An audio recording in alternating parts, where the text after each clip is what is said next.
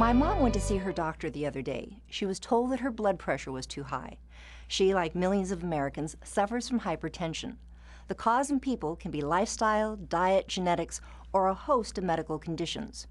Were you aware that this silent killer could also plague cats? Cats have a pretty cushy lifestyle, so why would a cat have high blood pressure?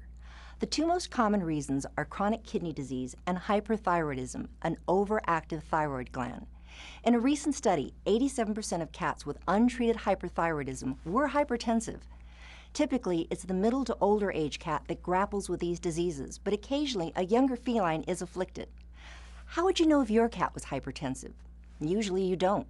Most frequently, pet owners notice the signs of the underlying primary condition. Kidney disease, as well as an overactive thyroid, can cause a cat to drink excessive amounts of water, flood the litter box, or have urinary accidents. Weight loss, vomiting, and diarrhea are also seen. Hyperthyroidism can give a geriatric cat the false appearance of a sudden increased vitality by ramping up its appetite and its activity levels. You might also see changes in behavior, seizures, or collapse. Sudden blindness due to retinal detachment may be the first and only indication that a cat is hypertensive. Determining blood pressure in cats and people is done in a very similar manner.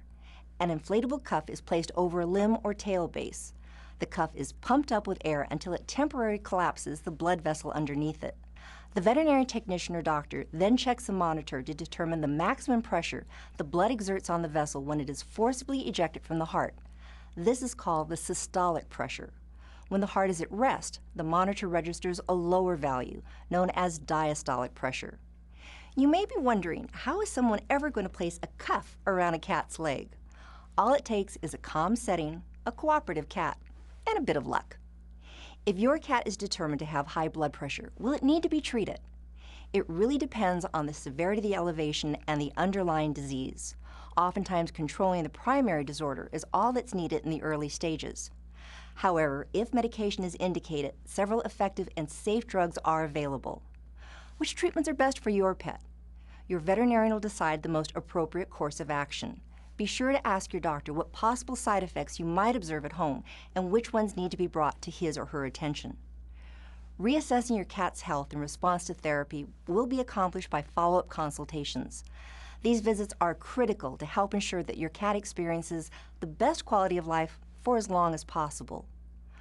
Are there ways to prevent hypertension in cats?